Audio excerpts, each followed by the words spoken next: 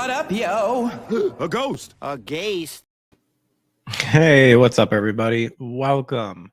Happy Friday. Thank the Lord it is Friday today. I think, I'd have to adjust some stuff.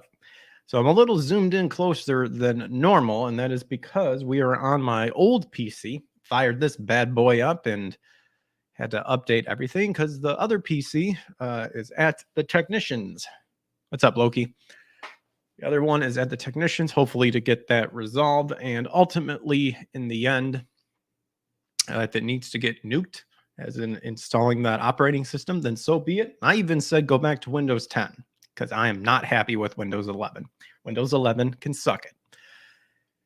But yeah, how's it going, guys? Needless to say, it's been a crazy, crazy week with work, with news. Everything is absolutely going insane in the membrane.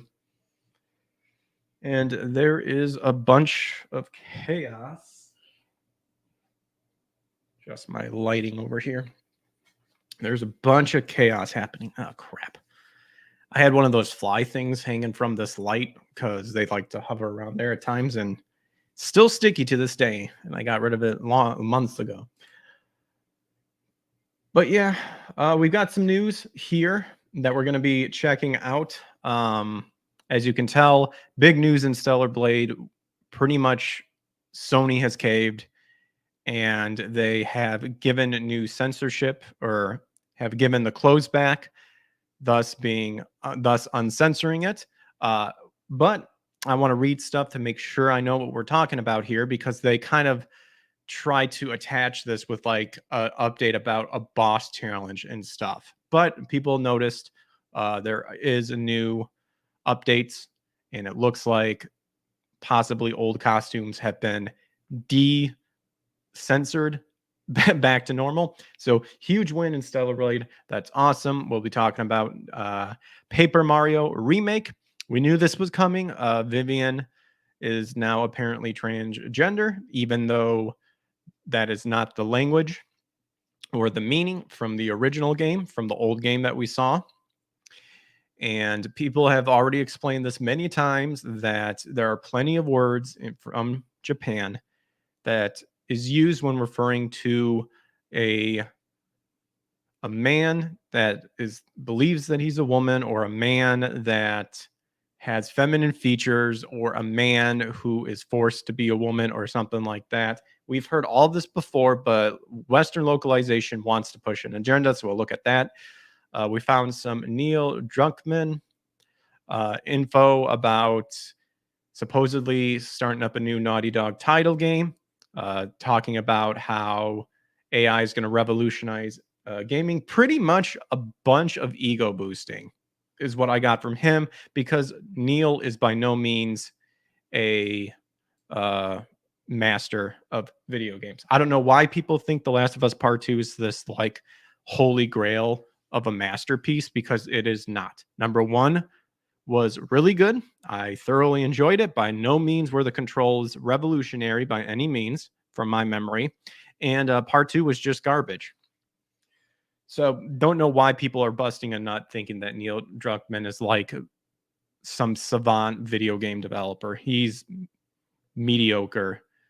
Good, I guess you could say, at best, in my opinion.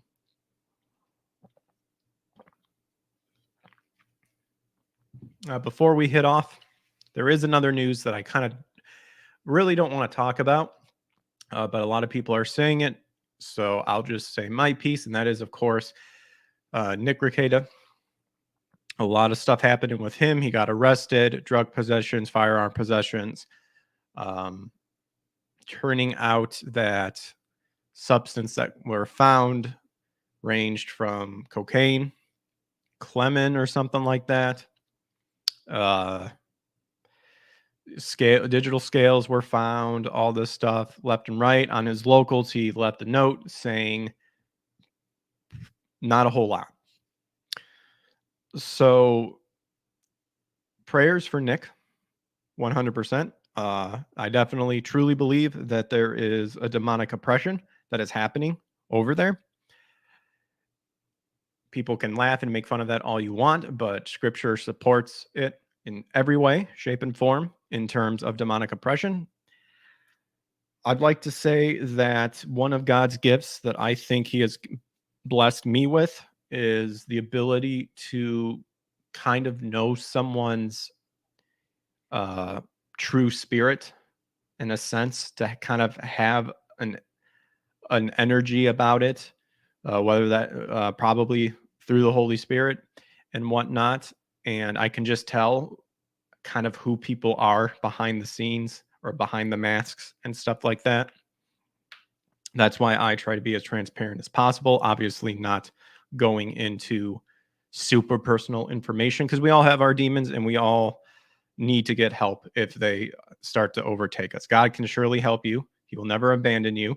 The Lord's Prayer says, lead us not into temptation, but deliver us from evil. And what that means is God will at times put trials in front of you to draw you closer to him. He allows it to happen because that is what free will is. A lot of people don't seem to understand that or want to accept it, but that is what it is, because if God didn't do that, then judgment day would be happening right now. And he wants to make sure that all of his creation can spend eternity with him. But again, that verse, lead us not into temptation, but deliver us from evil, is saying that God will definitely allow trials in your life to happen, but he will not make it evil against you. There can be some people who will say, quote Isaiah, I believe, and say God creates evil. That is the wrong definition of what that word ra means at the time. And you got to look at the context of it. But that is part of the Holy Prayer. The Holy Prayer, lead us not into temptation, but deliver us from evil, for thine is the kingdom and the power. Well, that might be I was raised Presbyterian, so that might just be like the creed that they say and whatnot. So I've just grown up knowing that. But keep your prayers for Nick. A lot of people have talked about it, and in the end, I agree with what everyone's saying, is that Nick, at the end of the day, is the one that will decide if he wants help or not. And we who have either followed Nick, have talked with Nick, reached out to Nick, been on his shows or what have you, we do kind of know who he is as a person. Very headstrong, very stubborn. If you kind of tell him to do one thing, he'll 10 times more likely that he'll probably go and do whatever it is you're telling him not to do, because that's just who he is as a person. And nothing wrong with that at all. We all have unique gifts and abilities, but get help if you need help. And if this is the wake-up call that is needed, then that no one should ever have to have happen, but it happened. So I hope Nick gets the help that he needs. And I hope that a realization has come into place that God can help you through anything. And sometimes God's help means hitting rock bottom. And this is also showcasing just who people are in general in terms of their reactions to this. The friends that Nick says he claims, a couple are not friends. And I could tell that right away. The vibe, the energy, whatever it is you want to call it. The people who are downplaying this, laughing at it, thinking that it's funny, grifting off of the drama, possibly even were part of the whole thing, not saying directly of what happened, but just the long-term relationships, they're a bunch of fucking assholes, and they can go lick Satan's asshole, as far as I'm concerned, because you guys are fucking scum. Because if you were true friends, you would confront a friend and tell them that they need help. Can you force someone to do it? Just depends on the person. Eric and I and whatnot. I mean, there were times where we've said to one another, if we're going down a wrong path and we are just too stubborn to do it, you have the permission to literally beat the shit out of us and make us realize it. But that's us. Kind of extreme, but I know. But at the end of the day, can you truly force someone to do it? That's a big question. Some people think so. Some people don't think so. But it does come down to the individual person to decide whether they want help or not. That's all I have to say pretty much on this matter. I'm sure I have more feelings if I had my thoughts together, but right now, that's currently what I'm thinking. And there is nothing wrong with getting help to anybody. Addiction sucks. Mental and physical, it sucks. I know I have depression. I have diagnosed OCD and ADHD and depression and anxiety and a slight form of Asperger's. I know what it feels like. I know it. I know to an extent. Everyone experiences things differently. We know that. But I truly understand. I've stated before on stream, I struggled with pornography a lot, and I would probably say that I was super addicted to it. Still struggle with it. Not as much, though, I'd like to think. But it's always a battle. And when you need to get help, get help.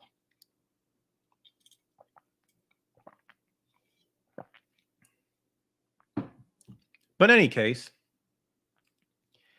you guys remember that shoot 'em up movie? It was what's his name? Can't remember the actor's name. Clive? Damn it. It was a shoot 'em up movie back in the day. And one of the things is that the guy would eat carrots to help his eyesight, going off of that old myth.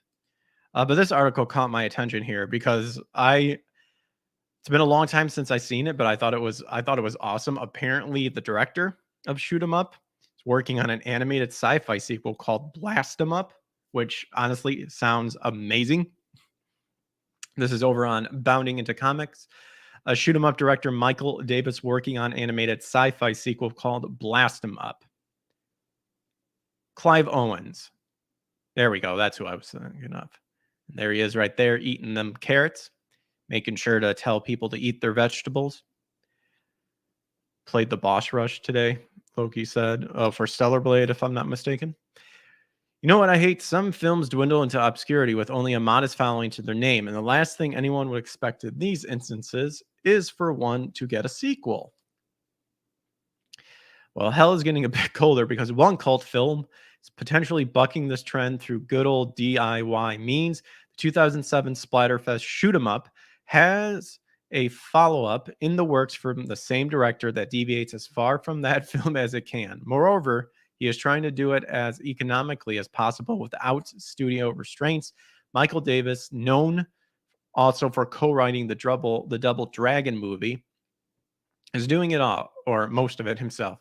As he told YouTuber reviewer Brandon Tenold, the filmmaker is learning new software to bring his vision to life through computer animation.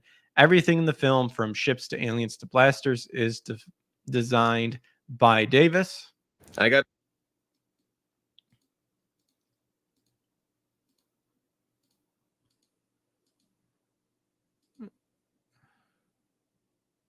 So is this the YouTube guy or is this the director? Kind of skimming through here. Oh, here it is. Okay, that's where it kind of... Here. To now. Hello. Hey, Brandon, are you there? Oh, there he is. There you are. Michael Davis here, and I will answer your question. I'm making a follow-up to Shoot 'em Up, and it's called Blast 'em Up. Okay, so what's that going to be? Like a drama about a guy going back to his hometown to reconnect with his family? What? No. Maybe I shouldn't call you Brandon. I should call you Brand-duh. Blast 'em Up is an animated sci-fi action movie. Animated? Why are you doing it animated? That's a great, clever gunplay that's in Shoot 'em Up world.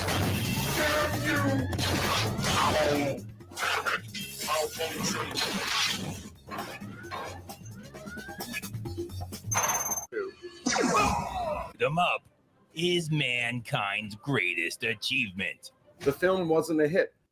So there was no way anybody was going to give me the money to make a big sci-fi movie. I like that he's joking about his own movie. But in any case, calling his project Blast 'Em Up Dave, Davis aims to go higher than he has before to the vastness of space for a little bit of plunder and gunplay with lasers. What he describes as an animated sci-fi action movie is the story of a gang of thieves undertaking a daring heist in a futuristic world where they encounter aliens bent on human extinction. A film of that caliber typically has a hefty price tag, but no studio Davis showed the script to was compelled to finance it, so he is crowdfunding it himself. All he asks for right now is the frugal amount of $80,000 to fund the things he can't do alone, such as pay actors. So I'm definitely loving the concept of just, if none of the studios want to help you out, just go fund it, go indie, because there will be people that will help you. I think that's awesome. Honestly, the animation, just from the little bit here, is nothing spectacular, but hopefully that gets fleshed out down the road, because I would definitely be interested in seeing it. Davis isn't taking the money and running. He plans to give back and guide young animators through his process and show them step by step how they can make animated adventures without Hollywood's help. All this while completing Blast 'Em Up. Besides Tunneled, a handful of YouTubers are joining to back the film, including Midnight's Edge, Film Threat, and Robert Mayer Burnett. Voice actor Steve Bloom also plugged the project on Instagram with a peek at the concept trailer. Steve Bloom, good, solid actor, in my opinion. Terrible ideology. You can find the Kickstarter page to support his stuff in the link here. You can go to Bounding Into Comics if you want to check it out, or you can cruise to the film's official site here, which is, can I just see the link? You would think hovering over the link, blastemup.com. There you go. Yeah, it's been a long time since I saw Shoot 'Em Up. I enjoyed it. Obviously, it knows that it's goofy, but I thought it was pretty awesome. I thought it was pretty sweet. It was amazing. But that was Shoot 'Em Up. So if you're interested in Shoot 'Em Up and you liked the movie, check it out. And I don't know, maybe support it. Never saw it. It's like a 2007 movie. Very corny. If you want 80s action movie, but it's more recent times and stuff like that, check this one out, because it's really corny, but it's amazing at the same time. A little outdated with the effects and stuff, but solid. I enjoyed it. Watched it with my friend. That was amazing. Let's get into Neil Druckmann here, because heaven forbid his ego can't be stroked anymore. So one of the things I found from Video Game Chronicles, it says Neil Druckmann says AI will push the boundaries of storytelling. Sure. Last of Us director says the technology has ethical issues. How does technology have ethical, inherently has ethical issues? No. It's just technology. It's just whoever's using it. But with revolutionized content.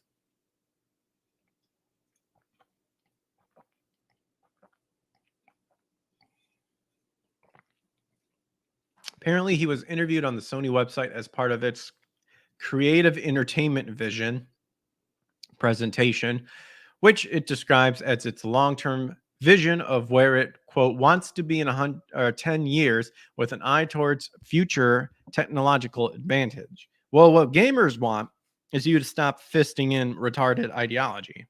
That's what gamers want. I can tell you that right now. Actual gamers. Asked how he envisions the future of the fusion of story. Okay, I thought that was supposed to be future. The fusion of storytelling, and you know what? just for the eye's sake, we'll go ahead and put on the glasses, and they're already fogged up. I was once again staring at a screen all day, so it was nice to finally step back. All right. Anyway, so asked how he envisions the fusion of storytelling and technology over the next 10 years, Druckmann says he thinks it's getting easier for people with no technical ability to fully realize the ideas in their heads. We're seeing this exciting marriage of cutting edge technology with traditional storytelling that's pushing us into a future where enhanced fidelity isn't just about achieving realism, but about broadening the spectrum from highly stylized visuals to ultra realistic ones. I disagree. And I will once again point to what I got blasted about on my videos, X-Men 97. I don't care how crisp and clean it visually looks. The animation sucks. The animation sucks is because it relies too much on the software. And you can see that. You can actually see this in anime too. And not just X-Men 97. I will say that. Anime's starting to do this too. You look, I mean, you've seen the comparison videos between X-Men, the OG, and 97. Who cares on how crisp and clean it looks? Is there passion? Is there soul into it? And no. Not to mention they like downplayed a lot of people's physique, straight up changing it and making it just look like shit because of dye standards. But anime is doing the same thing too. Cartoons are doing the same thing as well. Everyone now wants to do the retarded Steven Universe style, which depending on what story you're telling could work. But overall, by no means is it breathtaking, you know?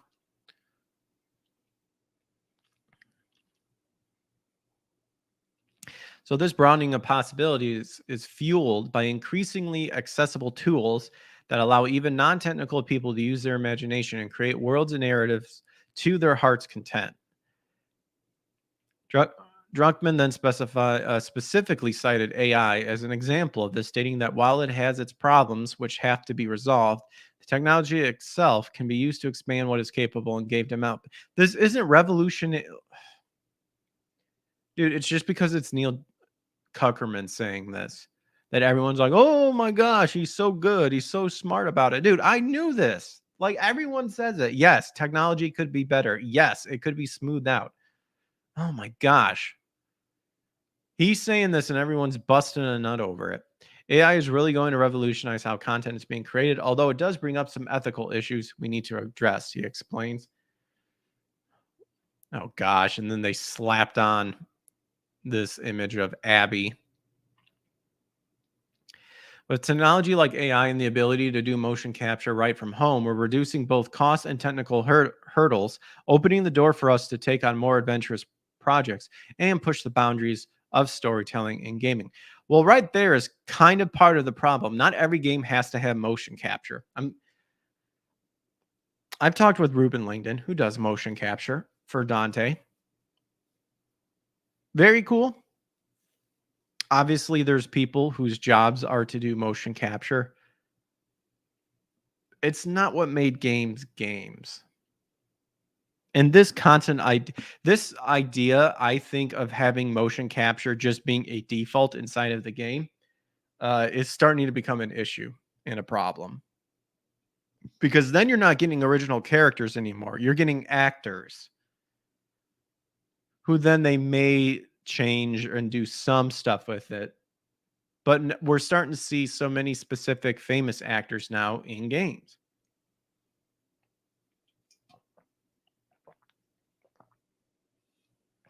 Which is like, hey, I didn't pay $60, maybe now 70 bucks to play as XYZ. I want to play as this character. Doesn't need to match the voice actor or voice actress. This is what I hate this crap. I hate this garbage. You don't always need to have it.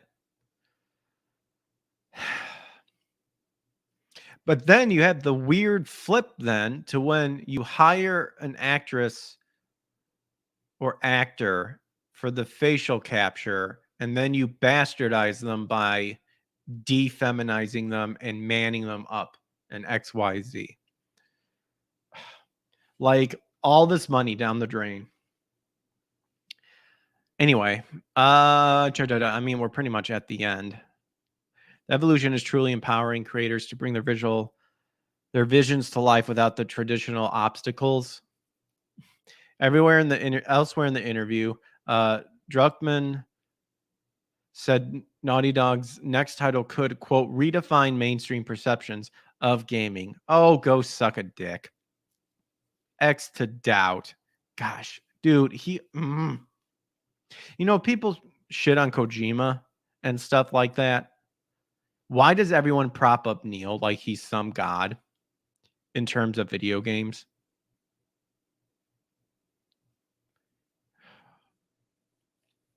Well, we know the reason why, honestly. It's because he catered to the woke for The Last of Us Part 2. So last year, he suggested the studio would reveal its next game closer to its release than has previously been the case in a bid to combat work-life balance issues that arose from announcing what it was working on too soon.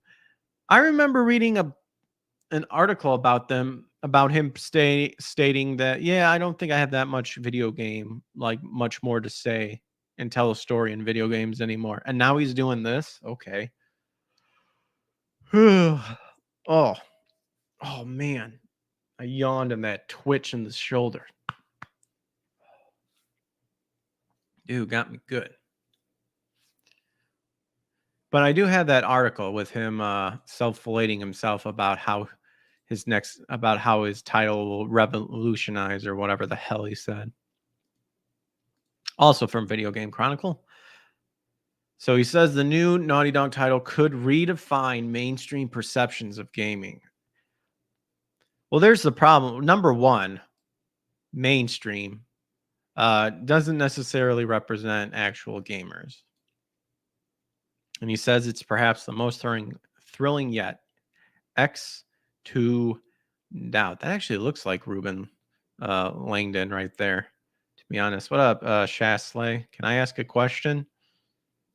I mean, I don't care. Sure.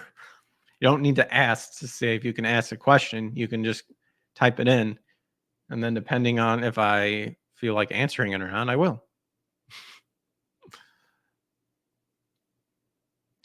So the studio's parent company, Sony, used its corporate strategy meeting on Thursday to present its, quote, creative entertainment vision, which it describes as its long-term vision for where it wants to be in 10 years. We've heard this from the previous article, with the eye towards future technology and advances.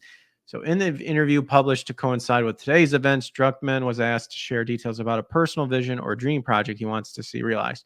Been lucky to work on several dream projects, and I am currently excited about a new one, which is perhaps the most thrilling yet, he said.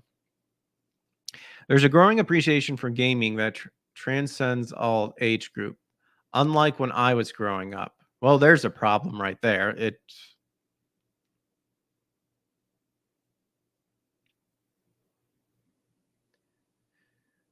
Do I support a permanent ceasefire in Gaza? And are you against the genocide Israel is perpetrating in Gaza? Dude, no, I'm not answering that, man.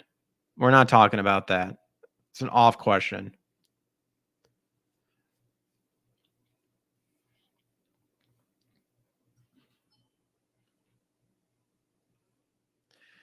Where was I? There's a growing appreciation of gaming. Or no, I already read that. Oh no, wait. There's a growing appreciation for gaming that transcends all age groups. Unlike when I was growing up, this shift is highlighted by our venture into television with The Last of Us, which I hope would bridge the gap between gamers and non-gamers.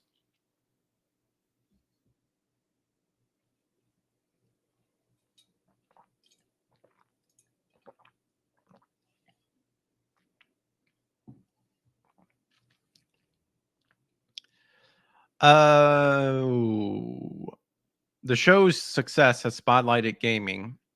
Really? Because I know it did okay. Once again, I doubt it was revolutionary like everyone's hyping it up to be.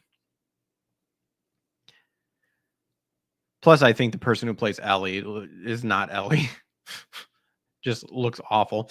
The show's success has spotlighted gaming, illustrating the rich immersive experience it offers. The visibility excites me not only for our current project, but for the broader potential of gaming to captivate a global audience. Bridge the gap between gamers and non-gamers, and then you just point to a movie. So movie is the bridge. So what are you talking about?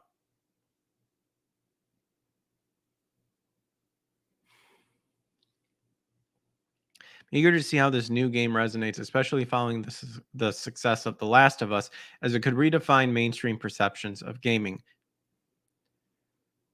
There you go, right there. It's all about the mainstream. Gosh, gaming has gone downhill since it became mainstream because then you have fuckers like Neil here and everyone else who thinks, oh, we got to cater to the mainstream, and then you don't listen to people who've been in the gaming industry, like not the industry, but the gamers, forever, because your ideology says you got to cater to, DEI.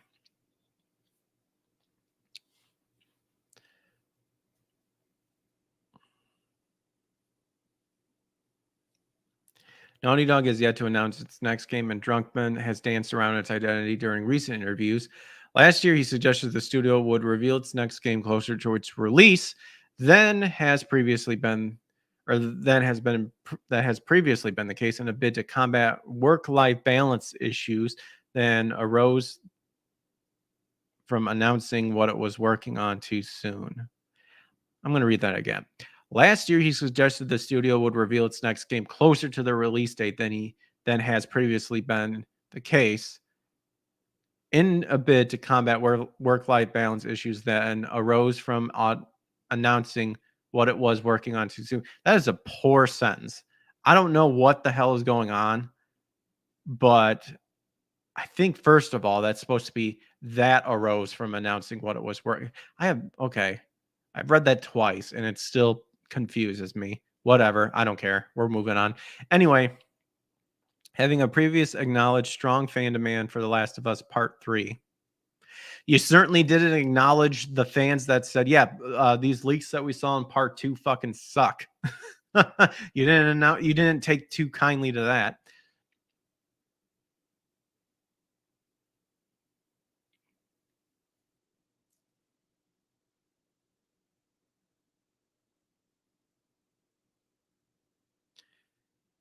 Sorry, but the donation doesn't appear to work. It's just a blank. What are you talking about, dude? Not sure what you're talking about, man.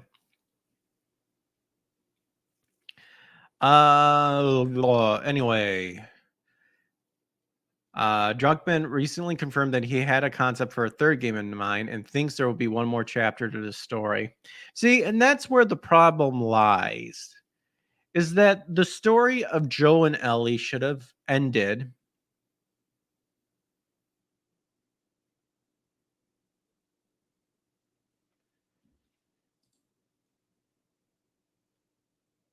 This link doesn't go. Dude, I don't know what the fuck you're talking about. What link? Be specific. Are you talking the donation page in my description? Or are you talking about a random link?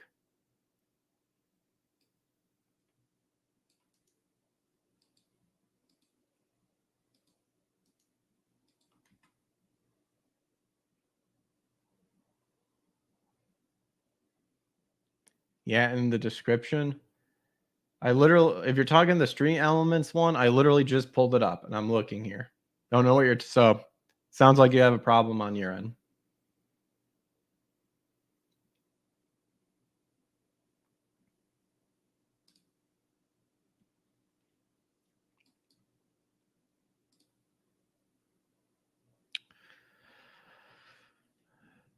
So he says there's a third concept in mind in the game, and there will be likely be one more story, or thinks there could be one more story. So what I was saying is that Joel and Ellie's story should have ended in now part 1. They should not have appeared in part 2. And I've said this before. If the Last of Us series, like the Last of Us world, I guess you could say, it should have just been different people's story of their survival in that world. Joel and Ellie's story was done in part 1 because Joel killed everybody that was going to operate on her to possibly make a cure. But then, of course, he catered to DEI and woke retardation and destroyed everything by making us part 2. And I didn't even, if the game was just about Abby, I would not have cared at all. I would have been totally fine with it. But nope, they had to bring back Ellie and Joel. And then they bastardized Joel by just bashing him in the head with, I think, what was it, the golf club or something like that. Yeah, just a giant middle finger to everybody. Probably because they were butthurt because the leaks got out and everyone was pissed off about it.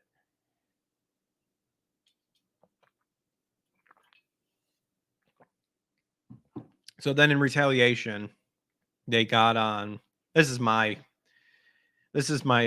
Charlie Day conspiracy, with the thing. So then they attacked the white guy during the Ghost of Tsushima performance, playing the flute or whatever instrument it was. I know it's not a flute, so pardon me here. Even though that guy was trained under the actual master of that, is it a lute? Maybe a lute, who trained under, like, who's considered the best player of that musician and got his stamp of approval. They got mad about that, said they were whitewashing, and to showcase, to have ammo in the back pocket to say that woke and DEI is successful in gaming, they gave The Last of Us Part 2 all these awards and stuff like that, when really everything should have gone to Ghost of Tsushima. Anyway, that's my theory. I can't really prove it, but we all knew that Ghost of Tsushima was the better of the two, and it even won fan favorite, which really should be the only thing that should be cared about, possibly. Anyway, good evening. What up, Brainwa Brain Gaming? Good evening. I never played Last of Us, and when the second one came out, I had no desire to play the first one. See, I didn't look into The Last of Us Part 2, and I ordered the special edition, and I muscled through it. I played it, and then I immediately returned it because it was garbage. Because it was 100% bullshit.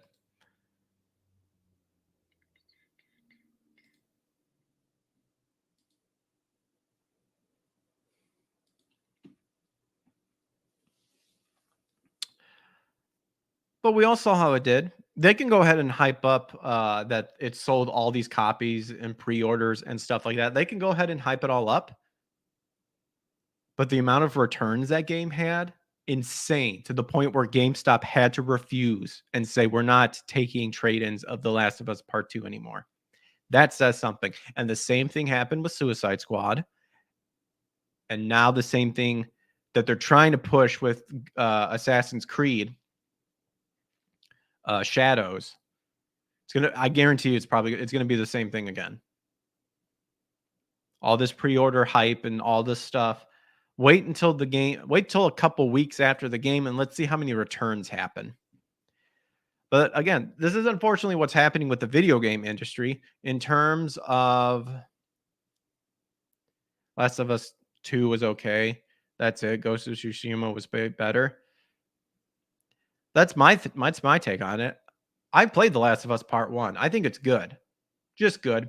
Again, I don't know where these people hype it up to say that it's like a fucking masterpiece that just made them orgasm like 5 times a night because it was so amazing. I have no idea where people get that, but it was by no means a masterpiece. Controls were like, okay. So you hung around a corner and snuck up on people and killed them silently, or you could go guns a-blazing and then your standard, use the D-pad to switch between weapons. It wasn't revolutionary. Anyway, I love Ghost of Tsushima. Yeah, dude, Ghost of Tsushima is awesome. Until the whole PC port coming, and then you have to link up a Sony thing or whatever. but whatever. Anyway, well, that was a tangent. However, he's also spoken about wanting to try new things. He also said that he was like, actually, he thought that he didn't have enough video game stories to tell left. I remember reading an article about that. Sony's willingness to let Naughty Dog do so. He returned to the subject during the new Sony interview. You have to take risks to find new ideas that connect with audiences. And even though Uncharted was a chart-topping success, oh my gosh, it was important for our studio to innovate again with a new franchise like The Last of Us, he said. Many companies would insist on sticking to profitable franchises, but CIE's culture and philosophy empowers us to pursue new ideas. Art requires risk. You can't engineer perfectly and predict how successful it will be. I'm incredibly thankful that SIE trusts us to leverage our past success to explore brand new creative avenues. In February, he said he started thinking seriously about when he might stop making blockbuster games. Yeah, see, that's what I remember reading. And then in an interview with rapper Logic, what does Logic have to do with anything? Oh my gosh, who gives a shit? I don't know why I got all hostile, but who cares? Naughty Dog's president said he could envision himself transitioning to something more low-key, which enables him to continue being creative in a less stressful environment while also spending more time with the kids. Oh, boo-hoo. Did we hear any of this complaints back in the day, like with Sega and Super Nintendo? No. In another interview publishing alongside Sony's strategy meeting today, a top PlayStation executive predicted that technology advancement in gaming will see the focus shift from graphics or visuals to immersive narratives over the coming decade. But the problem is a lot of the narratives you're presenting suck because you're catering to woke people. That's the problem. And I've said this before, like graphics and visuals, it should be a given that it looks good. It should be a given. Why that's still on the table of like, and the award for the 2025 best graphics goes to, it's like, who cares? Like, no, like the game should be good by now. It should be good, but apparently it's not.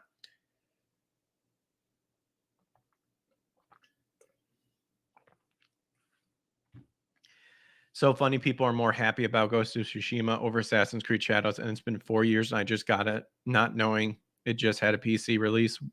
Well, yeah. It's because all the PC ports is because the companies are worried because there's literally people out there that once a port comes out or once a game comes, once a port comes out, someone will get a hold of it and crack it and pirate it. And they want that money. How about just accept that that's always going to happen and just fucking listen to people who ask for a PC port and give them a decent one, and not be fags. People are more excited about Ghost of Tsushima, but no gameplay in pre-order now red flags me, and I played every Assassin's Creed game. Oh, the Assassin's Creed? Yeah, people pre-ordering stuff without even seeing the gameplay yet. Insane. Insane.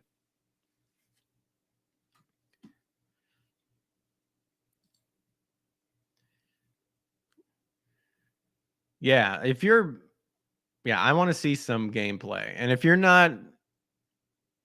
ordering a game without actually seeing the gameplay, then you're pretty gay.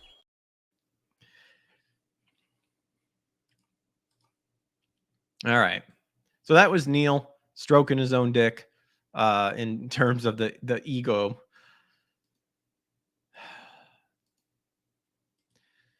All right. Next on the list here that we kind of had advertised was, and we knew it was coming because we saw already a censorship of when meeting the three Goombas with Goombella and stuff. And now we have Nintendo changes dialogue to confirm Vivian as transgender, and Paper Mario: The Thousand-Year Door remake.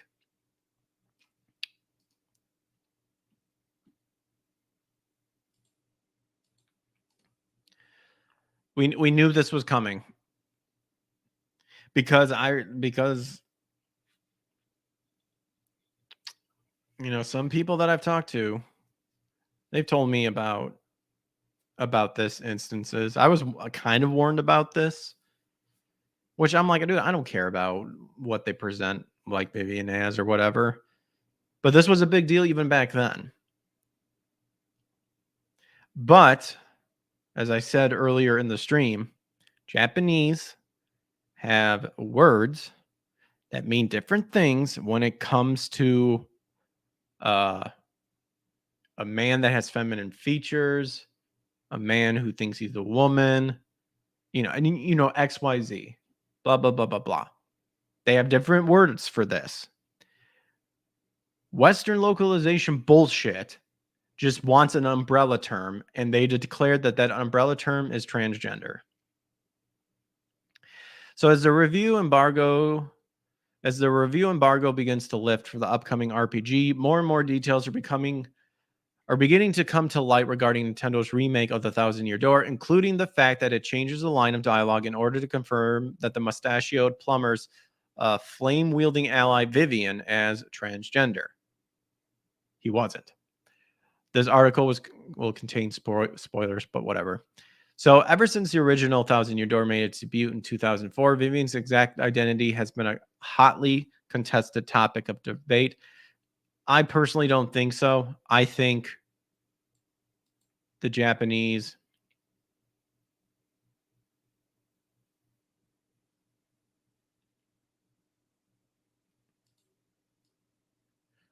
not Japanese. I lost my train of thought. Never mind. Fuck it.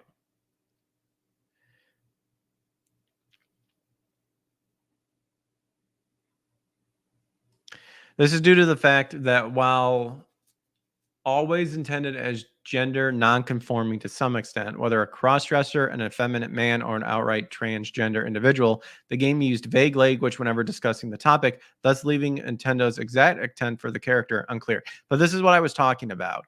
Like, Japanese have a word for what it means to be a cross-dresser. They have a word that means for an effeminate man, or they'll have a word like this. As seen in the original Japanese release of the game, during her first ever encounter with Mario, Vivian introduces her and her fellow Shadow Sirens as the Shadow Sisters, to which her sister Beldam angrily corrects her that due to Vivian actually being a man, they're actually the Shadow Trio. Where are the three sisters? Beldam questions Vivian. You're a man, aren't you? Given the abrasive nature of Beldam's accusation, many have taken this interaction as evidence that Vivian has always intended to be transgender. However, others have come to believe that Vivian is merely a feminine male, a theory reinforced by the Japanese version 2007 Super Paper Mario, in which Vivian's catch card uses the term otokonoko, typically used for both male to female crossdressers and extremely feminine boys to describe Ghost.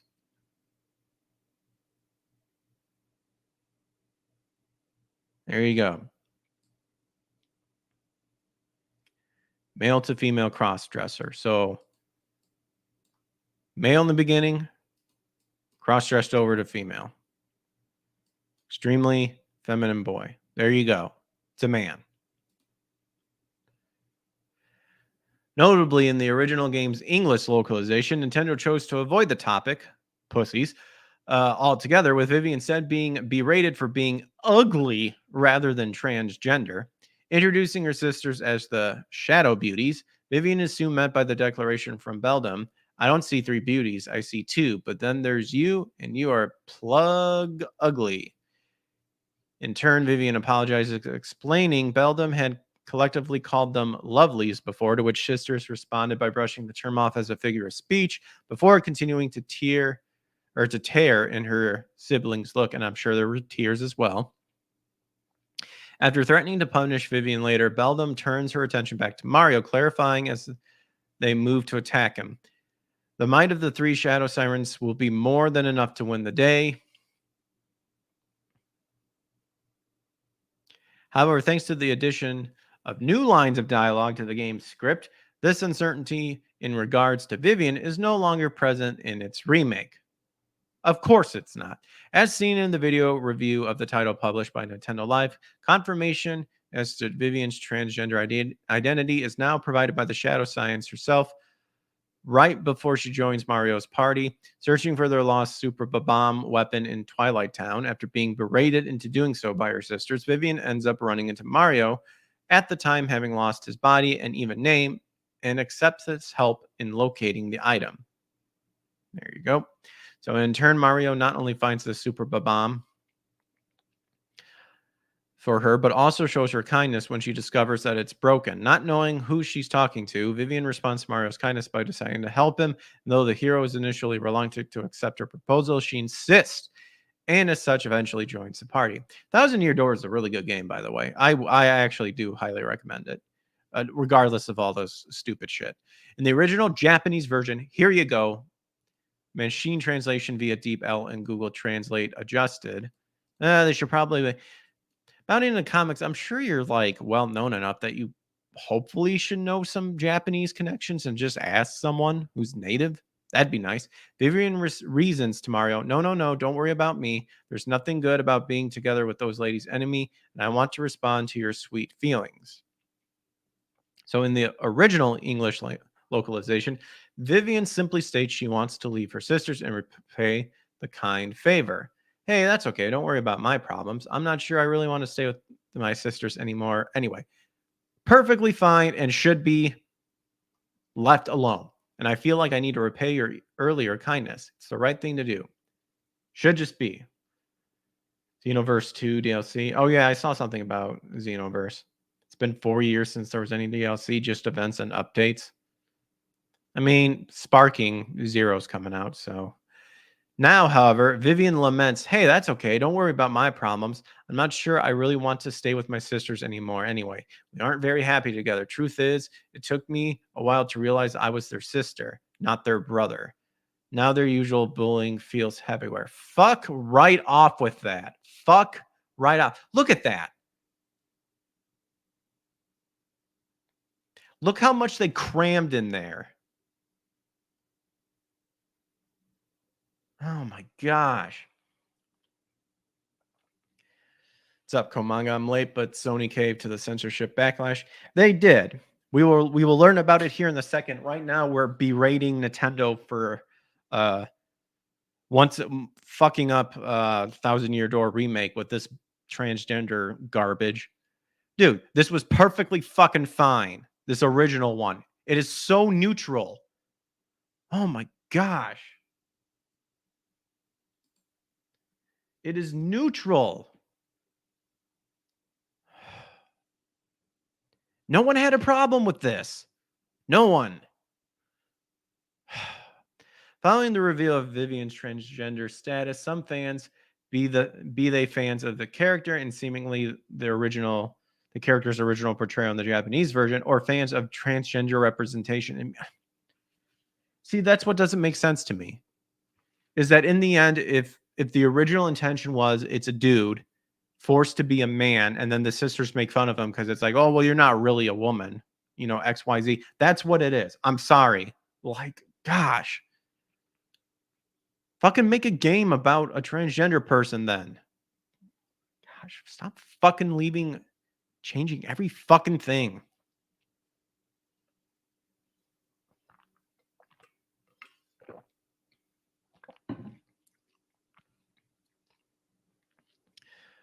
I have taken to boasting about and even celebrating the new localization. Of course they would. Of course they would. Because they not just DEI, not just all this stuff, like the left in general, and even the right, because you know there's always similar people on different sides.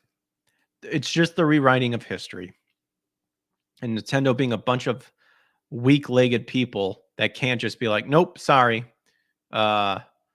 we are leaving it as we can. Others have celebrated with art of Vivian waving or draped in a transgender pride flag. Meanwhile, those critical of the game's new dialogue has been compared to Beldam herself. To find the treasure of yore, take the 7 crystal stars to the 1,000-year door. But there you go. And you knew it was going to happen. You knew people would be busting a nut over this. The original Japanese version.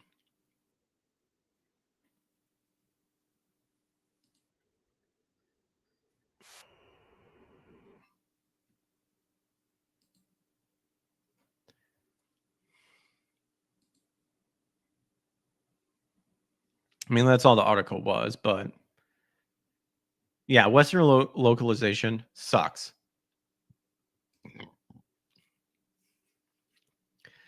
And it's garbage. And all these people should be fired immediately. Because they're not caring about accurately presenting the game as the way it was. They have to form it to make it fit their ideology and all that. But here we go. Stellar Blade kicking ass. Stellar Blade adds boss challenge mode in new update. Here we go. Publisher Sony Interactive Entertainment and developer ShiftUp have announced they're adding a free update for Stellar Blade this month. The new free update for the game is coming on May 24th and will add a new boss challenge mode alongside new costumes and quality of life updates. So here's the rundown on the detailed news. So you got your boss challenge, pits you up against 19 bosses from the base game. Hone your skills, outwit your enemies. Brutalize them. Progression and boss challenge requires battle data from bosses you previously defeated. You can also fight them on harder difficulty settings after you've seen the ending of the game. And then it just tells you, you can either load up or use your own gear whenever you want to start the challenge, or choose several presets. And then the minimum preset for a true challenge, which is extremely understated, or the maximum preset, which has all of your skills and stats buffed up. If you want to taunt the boss with some spectacular combat. So then your battle data is automatically analyzed after the challenge is over. You'll see the metrics like battle time, number of perfect parries and dodges, consumable usage, and more. Test your skills. You can apparently see how it is compared with friends. So if you defeat all bosses on boss challenge on normal difficulty or higher, you'll get to earn the Neuralink suit for Eve. Hats off to your strength. So you got the new nano suit, Blood Blade, and Beauty. So you pretty much just got some new suits here. 2 nano suits above, white Kuno-Ochi and the black Kuno-Ichi, or Kuno-Ichi, excuse me, will be available in the new update. Quality of life improvement. So that's that. So that's just the update of what it is. But the biggest thing that people are pointing out here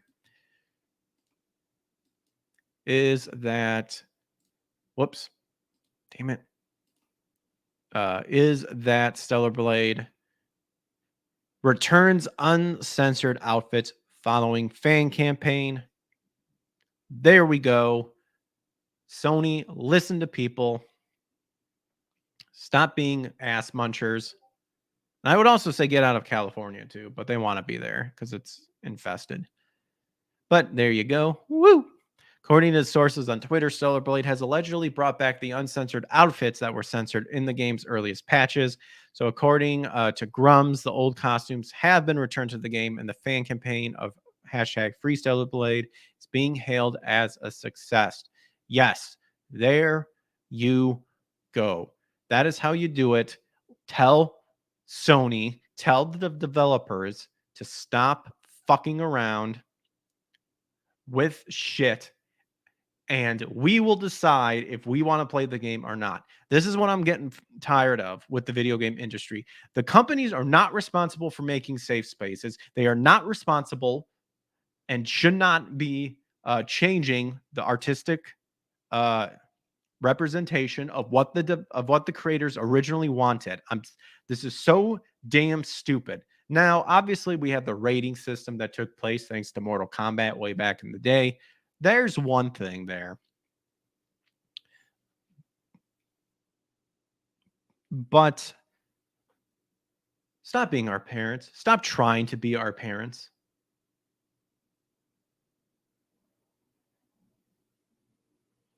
I'm 18 plus years old. Okay. I know when I'm going to be buying a bloody, gory game. I can see it. Okay. I don't need you to tone it down for me because it might hurt my, I don't know, morality or something like that. Again, and it ties in with the whole stupid argument of video games make people violent. No, they don't. So tired of that. Data's been proven wrong time and time again. But it still doesn't stop them. Power Keg Greg has spoken.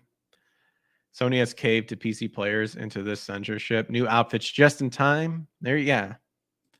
New outfits just in time for you to finish the game. Man, I wish I had a PS5. That'd be nice. Sony has caved to PC players into the censorship.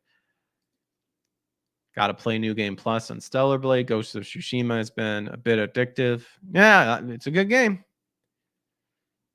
But there you go. I may be proclaiming this, but we're seeing this happen. We saw this happen with Tomb Raider Remastered 1 through 3. Supposedly the posters got removed, but they added them back in. Even though they did edit it, they still kind of changed it a little bit. But the point is that people got mad and they're like, yeah, okay, we'll do it. We got to keep doing this. We got to keep at this. We got to let companies know that these changes that you are making are not for the majority. Stop listening to the loud minority, because the minority people of the video game industry are not gamers. They are activists. They want to be activists, fine. Go be an activist in an activist circle. These people have infested the gaming industry, as well as many other things, as weeds, as worms, and are posing as supposed game players. It's like that. What was it? That one meme when that one fat girl was like crying because she's like, I'm finally represented in a game. And it's like, she could make herself pretty much in the game. And it's like, you have unlimited options to pick from, and you chose to just make yourself again. Why? There's any character creations, you put a little bit of your personality in there. But these people are obsessed with their flaws, which at the end of the day, no one gives a crap about except them. And that everyone needs to change so that their hatred of their own flaws feels a little bit better. And it's like, no, change yourself and you'll feel better. Stop demanding everyone change around for you. Because that when we start doing this subjective walking on eggshells, then everybody's right at some point. It's going to get to that extreme. Scripture says it. And I guarantee you're going to see more of this too. Because that's just how it is. You're going to get so to me, I think these people are going to get so extreme that they're going to isolate themselves in a box. That's actually what's probably going to happen. So what they're trying to do is they're trying to make sure that they're in control and have power so that that doesn't happen. That's why you're seeing them rewriting all this stuff. That's why you're seeing them infesting, XYZ. That's why all of these people are applying and being hired as community managers. That's what's happening. But we did it. We're starting to see pushback. Tomb Raider 1 through 3 remastered, which is blowing the OG ones, or not the OG, blowing the other ones out of the water. So shortly after the game launch, fans noticed some difference between 3 different versions of the game: the physical release, the early digital release given to reviewers, and the day one patch. What followed as a series of events that left fans confused as to why and when some outfits were censored.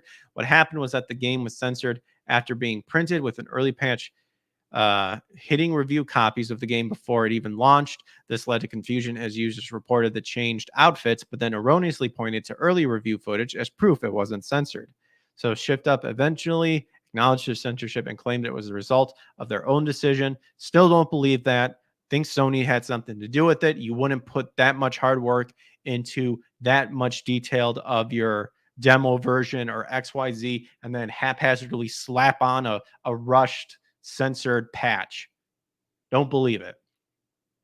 While it's possible this is true, I still don't believe it. Due to Sony's history of draconian censorship, many fans assumed that Shift Up was compelled to make and defend the changes by the platform holder. According to comments in the original tweet thread, this victory isn't an actual reversion, but instead the uncensored costumes have been brought back as additional outfits. This means the censored costumes will remain in game. Still, we got the uncensored versions put back in. Still think it's bullshit a little bit, but we still got it because they heard. The point is that Sony heard us yell and complain to them that they're a bunch of faggots. While it's true the game has been altered due to censorship, gay, at the end of the day, more content and choices are now available, and original content has been restored, just not in the way it was in the unpatched release. Yes, we would obviously love everything to go back to the unpatched release, but that's where I think with PC ports and the modding community and stuff, that's when they'll kick in and they'll start doing it. And that's why Nintendo and the Sony and all these people get mad about modding and ROM hacking and pirating and stuff like that. It's because people care enough about the product that they will try to give you the most pure form of the original concept from these game developers as possible. And the only way to do that is obviously through modding and stuff like that. I like ROM hacking. I like modding, even though Nexus mods are a bunch of little pussies because they're woke as well. But it's necessary. It's necessary. And that's also why they want people to go digital so that hopefully this sort of stuff can slip on by and whatnot. And so that you never really truly own the game, so that at the end of the day, if they find out that you're, not sided with their ideology and stuff, they can conveniently say, oops, all your stuff's gone because we don't like what you said, But that is it. At the end of the day, we got a giant W for Stellar Blade. If I had a PS5, I would now go and get Stellar Blade, but alas, I don't. I'll have to wait for that PC port unless we do a budget thing where it's like fundraise to get a PS5, pull a DSP. Guys, I need you guys to give me some bits and stuff like that. Actually, in all honesty, there's other stuff that I need besides a PS5. But there you go. That is all I have for tonight's show. But victory is ours in terms of Sony listening to us. I need a shave. Getting that neck beard growing, But in any case, that's all I had for tonight. I shared my thoughts about the whole Nick situation at the beginning of the stream. Very sad to see it. Prayers that the guy gets help and that hopefully this is a wake-up call and hopefully it's not as bad as what it is, but not looking good. Own up to your demons and, God will help you overcome them. And there's a ton of people out there that will help and support you too. So I think he's a genuine dude. That's what I got off of him when I met him.